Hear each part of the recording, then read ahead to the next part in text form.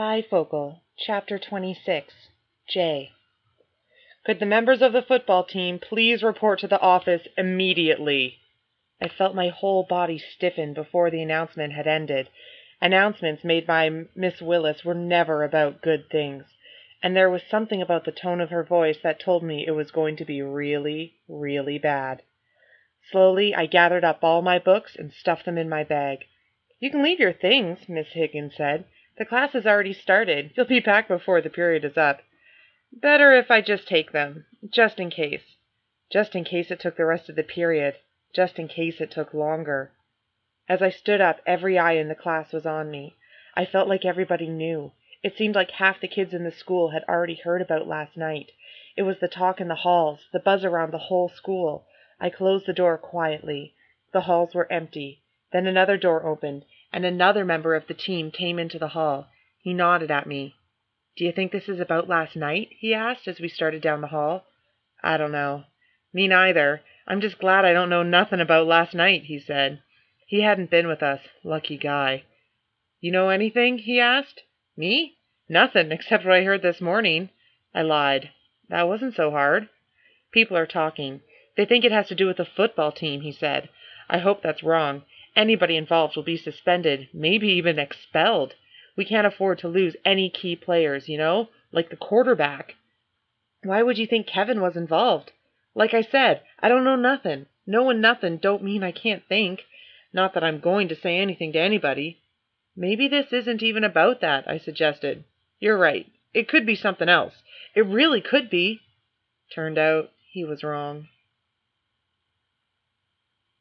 It was a good thing I'd taken my books. It was beginning to look like I should have taken my lunch as well. After we were all told that this was about the attacks the night before, we sat on the chairs in the hall outside the office. We arranged in alphabetical order, and then we were to be questioned separately. At first I haven't thought much about it. I just figured that it was a way to sort us. Then I started to think that it had more to do with separating us, making sure that people wouldn't have any more time to plan or talk things over. We sat there through class change as students funneled through the halls. Some of the kids joked with us. Others tried to pretend they didn't see us. Some of them seemed to be getting some pleasure from our pain. They enjoyed seeing the football team called out. Having the last name Watson meant that I was the third last person in line for an interview. Being a W sometimes sucked. This time, I was happy. Not necessarily happy to have to sit in the hall and wait on display, but I just figured it was better to be here than in the principal's office. Besides, this gave everybody else a chance to break down first. If they didn't break, I couldn't.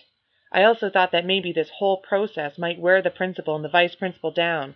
By the time they got to me, they'd be tired. Either that, or be desperate to find the truth and really give me the 3rd degree. Now I wasn't so good about waiting. Finally, it was down to me. The door to the principal's office opened and James stepped out. He looked unruffled. As he walked by, he held his hand in front of him, thumbs up, so that I could see it, but that the principal and the vice principal could not. "Jay, please come in," the principal said. He sounded tired. I got up and my left leg gave in slightly. I'd been sitting so long that my foot had gone to sleep. I stumbled a little and then recovered my balance. The tingling drained out as I walked. He ushered me into his office, and I sat down in the seat beside the vice principal. Mr. Atkins took a seat behind his desk. "Let's not waste any time," he began. "You have obviously heard about last night's events." "Yes, sir. I think everybody in the school has." "Probably. Some of your teammates think that we are being unfair in focusing on the football team." "I guess you have your reasons," I said. "Yes, we do. So where were you last night?" I didn't hesitate. "I was out with friends at James' house watching a horror movie called Friday the 13th, he said, interrupting me. I almost said yes, and then I realized it wasn't the right one. "No," I said, trying to stay calm. "It was Nightmare on Elm Street." I'm not much up on horror movies. They all sound the same to me. "I don't like them much myself," I said. Did he get them confused, or was he trying to trick me, trap me?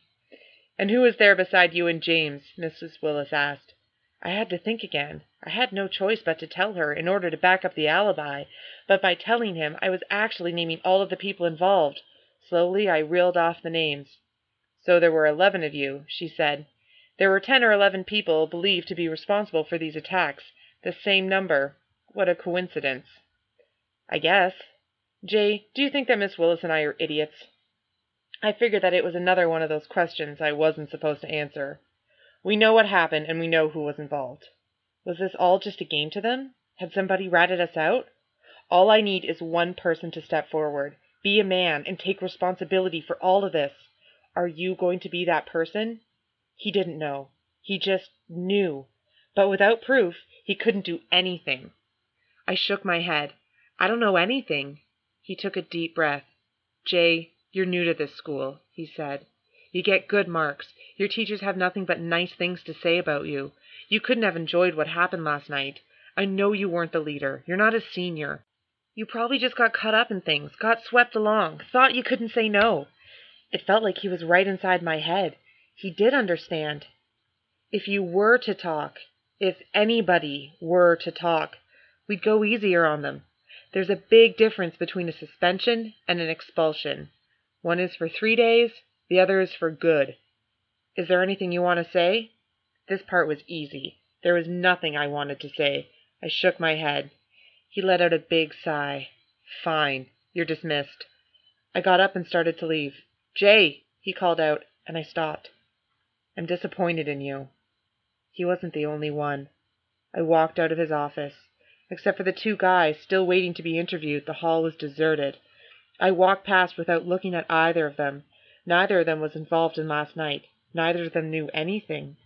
I felt my breathing become labored. It was like there was something tightening around my chest. I turned left at the exit rather than right, heading for the door instead of my next class. I needed to get away, to get some fresh air in my lungs. It was overcast and chilly.